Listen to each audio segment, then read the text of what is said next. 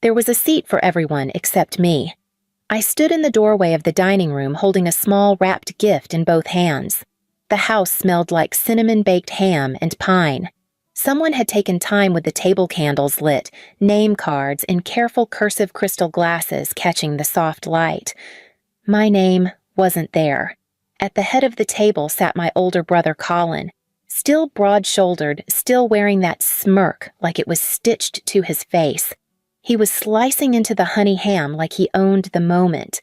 Maybe he thought he did. Lana was beside him. My cousin. She wore one of my mother's old scarves, silk pale green, the one Mom used to save for Christmas Eve services. Lana sipped from her wine glass like she belonged here, like she'd always belonged. I looked around again. Maybe I missed something. Maybe a chair had been pulled away to make room for the pies.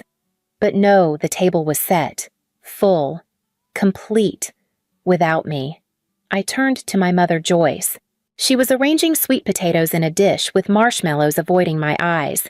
When I opened my mouth to speak, she glanced at the turkey like it had just asked her a question. "I think—" "You forgot my seat," I said, keeping my voice low. Colin didn't even pause chewing. Without looking up, he said it flat clean like it cost him nothing. "It's outside. With the dogs." There was a breathless silence. Lana let out a quiet snort. One of the second cousins shifted in his chair. A fork clicked against porcelain. But no one said a word. No one laughed. No one objected. I stood there, cheeks burning. I wasn't sure what stung more, that he said it, or that everyone else let it stay in the air like a prayer no one would claim. I could have turned. I could have said something loud, made a scene. But instead, I stepped forward, set the small box down in front of Colin's plate, then leaned in close enough that only he could hear "check under your plate." And I walked out. Didn't wait for anyone to stop me. Didn't look back. Just stepped into the December night and let the cold tell me I was still alive. When I was little, Christmas was my favorite day in the whole world. Back then, the tree stood by the living room window, not some carefully curated photo op, but a slightly lopsided pine with mismatched ornaments we'd collected over the years. Colin and I would argue over whose turn it was to hang the glass reindeer, the one with the cracked antler. Dad would break up the fight by holding it himself and declaring this one's for peace. And peace doesn't pick sides. That was our dad. Russell Blake. He smelled like engine oil and cedar chips and always had a grease stain on his shirt, even at Christmas. But when he smiled, the whole room felt steady. He'd ruffle my hair and say, "You've got grit, kid. You're gonna outlast all of us." I didn't know what he meant then. I thought he was just being funny. Now, I think, maybe he saw something even I hadn't. Colin used to be different too. He and I once built a snow fort so high we couldn't see over it. I slipped on the ice trying to climb it and busted my lip, and he cried harder than I did, brought me inside yelling for Mom, wrapped me in a blanket and said, "You're not allowed to die. Ever." That version of him, the one who gave me the last piece of fudge and let me sit shotgun when we went to get firewood, I don't know where he went. I don't know when he left. And Mom, she used to sing while cooking. Her voice was soft, barely in tune, but I remember the way she'd hum Silent Night while peeling potatoes. Sometimes she'd twirl in her slipper's apron, flaring just a bit when she thought no one was looking. I looked. She used to make sure my favorite mug white with faded holly leaves was waiting on the table with hot cocoa and too many marshmallows. I didn't see it this year, didn't expect to, but I still noticed. What happened to that house? What happened to the people who lived in it? Was I the only one who remembered the good parts? Because somewhere along the way, the laughter turned sharp. The warmth cooled. And Colin started speaking for the family like it was his to interpret. My voice got smaller. My name showed up less. Until one day it stopped showing up at all. And still I kept showing up. Hoping it was just grief. Hoping it was just stress. Hoping they'd see me. But hope can go blind if you feed it long enough. And I think mine did. It didn't happen all at once. There wasn't a fight or a slammed door or some dramatic falling out. No one yelled at me to leave. No one said you're not family anymore. They just stopped including me. At first it was subtle. I'd call to check in on Dad. This was back when his memory started slipping, when he'd forget the names of tools, or call me that girl on the phone. And Colin would answer upbeat as ever, "Dad's resting right now. I'll let him know you called." A few days later, I'd try again. "He's in a fog today. Not the best time." Eventually, I stopped hearing Dad's voice altogether. Just updates filtered through Colin, always wrapped in concern. Always protecting someone. Mom started deferring too. I'd ask how she was holding up, and she'd say things like, "Colin's been such a help. He really knows how to handle things. It's just easier when things go through him." At first, I didn't push. I told myself they were tired, that maybe I was being sensitive. I was living in Austin then, working long hours at a marketing firm. I sent money home every month, paid part of the roof repair without being asked, booked flights back for every major holiday. Still, I started noticing things. One Christmas, my old stocking was missing from the fireplace mantel. I found it later stuffed in the back of the hallway closet. The framed photo of me and Dad, taken on the day he gave me his old toolbox, vanished from the wall. In its place was a new photo, Colin and Lana at the garden center, holding a flat of mums like they'd just saved the family homestead. I told myself it didn't mean anything. Then, one Sunday, I logged onto social media and saw pictures from what they called an impromptu family dinner. All of them. Around the same table I used to help set, laughing, toes touching under the chairs I once sanded down with Dad. No one had called me. No one had even thought to mention it. When I asked Mom about it, she said it was last minute. "You live so far. We figured you wouldn't want the hassle." She didn't hear the way her words landed. Or maybe she did and chose to let them land anyway. From then on, the pattern was clear. Decisions were made without me. About Dad's treatment, about the house, about finances. Colin explained everything after the fact, always with a tone that made it sound like he was doing me a favor. "Didn't want to bother you while you're busy. It's just easier this way." Easier. For whom I wasn't angry. Not yet. Just confused. Off balance. Like someone had slowly been turning the volume down on my voice until I couldn't hear it myself. They never told me to go. They just stopped saving me a seat. The first time I realized Lana had moved in, she answered the phone from my mother's kitchen. I could hear the ceramic clink of the spoon against Mom's favorite mug, the one with the cardinals on it. Lana laughed at something in the background, Colin probably, and said, "Hold on, your mom's elbow deep in pie dough." Your mom. That word sat heavy in my chest for days. I asked Joyce about it a week later, careful not to sound accusatory. "Is Lana staying with you now, just helping out? She's been a godsend. You know how things have been." A godsend. This was the same Lana who 3 years earlier had borrowed Mom's sapphire earrings and claimed she thought they were hers, who lied about a missing checkbook at Thanksgiving, who once cried on the porch and said, "I don't know why everyone thinks I'm the bad one." And now here she was, setting the table I used to set, wearing the scarves Mom used to wrap around her shoulders on snowy mornings, leaving handwritten notes on the fridge, chickens in the oven. Took Mom to PT. At first, I told myself it was practical. They needed someone around. And I hadn't been, not physically anyway. But slowly, Lana stopped being a helper and became the one who knows where everything is. When I called to ask how Dad's doctor visit went, Lana was the one who answered. When I sent flowers for Mom's birthday, Lana texted me a thank you with a photo of Mom holding the bouquet standing beside her. The caption read, "She loved them, great day, I wasn't in the picture." I wasn't in any picture anymore. I started asking questions. Colin's answers were vague. "She's just around to help with errands. It's not like she's taking over." But when I visited for Dad's memorial, Lana greeted guests at the door.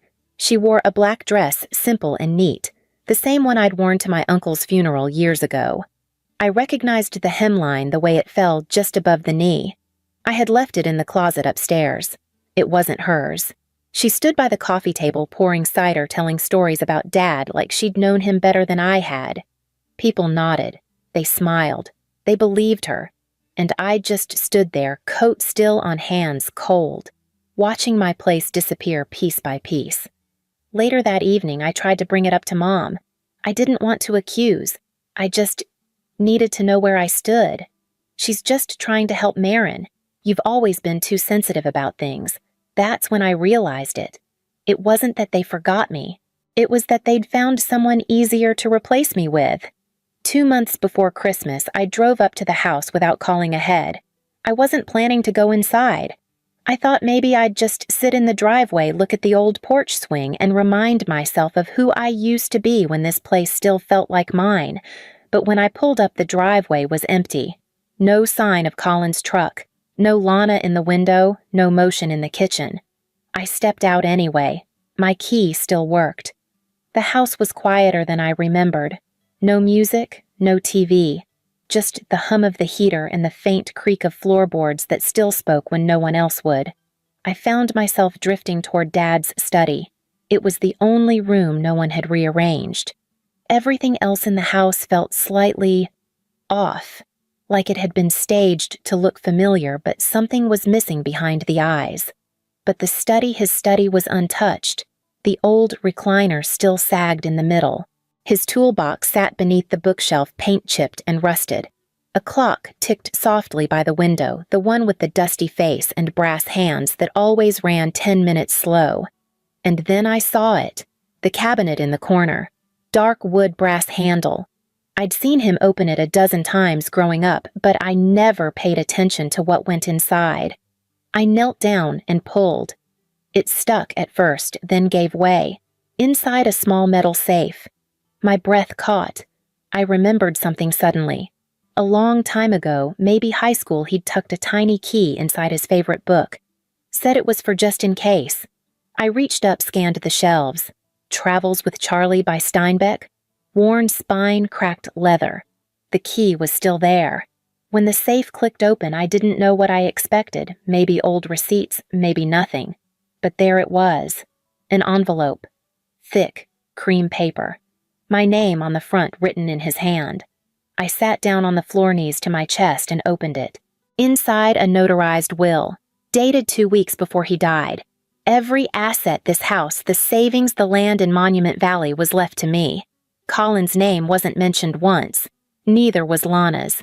And behind the will, a note, folded, yellowed slightly at the edges. It said, "Marin, I see it now. I didn't before, and I'm sorry. You never asked for anything. You just stayed. You protected me when no one else did. This house is yours. You've earned it. Love, Dad." I didn't cry at the funeral. I cried on that floor. Not for the house, but because in the end, someone saw me. I didn't tell anyone I was coming. I dressed in dark jeans and a navy coat, nothing dramatic, nothing that screamed, "Look at me." I brought a single box wrapped in plain brown paper, tied with twine. It was Christmas Eve. The Blake house still had the same string of colored lights blinking unevenly. The wreath on the door was slightly crooked. Someone had replaced the welcome mat. It used to say, "Home is where Dad is." Now it read, "Joyful Season." I knocked once, then let myself in. No one heard me at first. The dining room was already full. Colin at the head of the table, Lana to his right, her hand resting lightly on his arm. Mom sat across, smiling in that soft, distant way that used to be reserved for guests. My seat wasn't there. Again. This time I didn't flinch. I stepped forward, placed the box in the center of the table, and looked directly at Colin. He blinked. "Marin, what are you—" I didn't give him the satisfaction of finishing the question. "Check under your plate," I said, voice low, but firm. He glanced down, lifted the charger, and found a single key. It was old brass, worn smooth with use. Dad's safe key. Colin's eyes flicked up to mine. Confusion first. Then a flicker of something else, nervousness. No, not yet. He didn't know enough to be afraid. Joyce rose halfway, her smile faltering. "Marin, this isn't— I'm not staying," I said. "Just wanted to drop that off." Lana reached for the box. "Is it a gift?" I looked at her for the first time all evening. Looked through her, really. In a way. She flushed, hand retreating. I turned toward the door. No one followed. No one asked me to stay. Not really. Colin was already lifting the box's lid. Joyce said, "Wait, what is this?" I was halfway down the front steps when I heard chairs scrape, voices rise. I didn't stop. The night was sharp air cold against my throat. I walked back to my car, sat for a moment in the driver's seat, let the silence settle, because what they found in that box wasn't wrapped in malice. It was wrapped in truth. The copy of Dad's will, the letter, a small photograph, me and him, shoulder to shoulder from the summer I helped him rebuild the fence. Nothing dramatic, just enough. Let them read it in their own voices, in their own time. Let them sit at that table full, but with one chair always conspicuously empty. Would they still pretend I was just too sensitive, that I imagined it all? And if so, who left that key? They started calling the next morning. First, it was Joyce. Just a voicemail. "Hi, sweetie. We read what you left. It caught us off guard, that's all. We should talk. I think we all just need to breathe and maybe come together. As a family. No apology. Just caught off guard." Then Colin sent a text.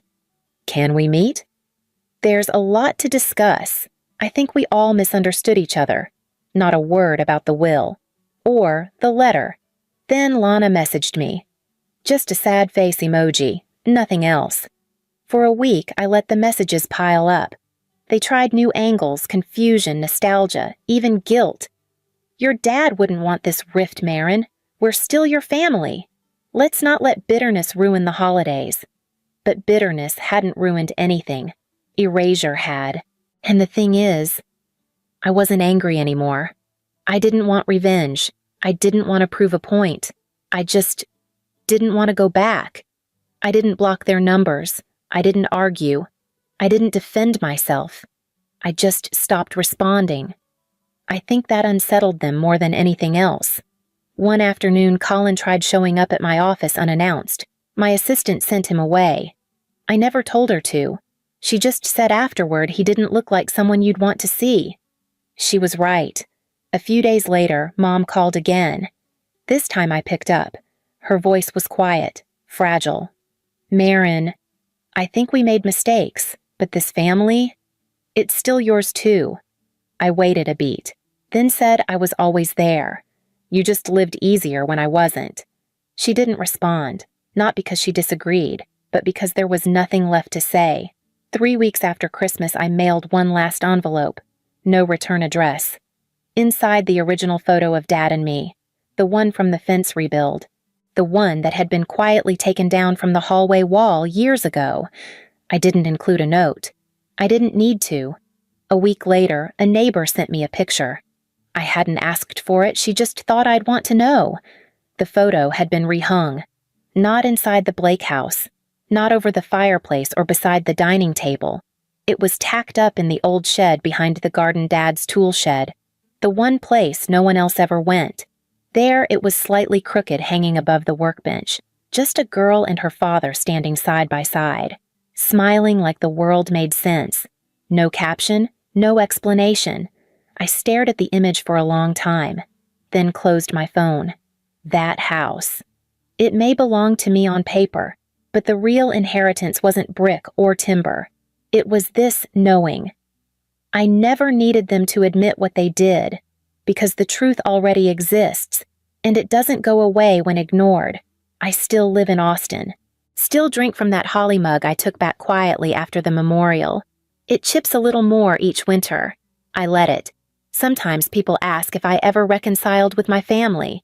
I tell them I was always part of the story. They just rode around me. And now they don't get to write me out. I never asked to be seen. I just wanted to exist. If you've ever been erased but chose to remain true, just leave a single heart icon.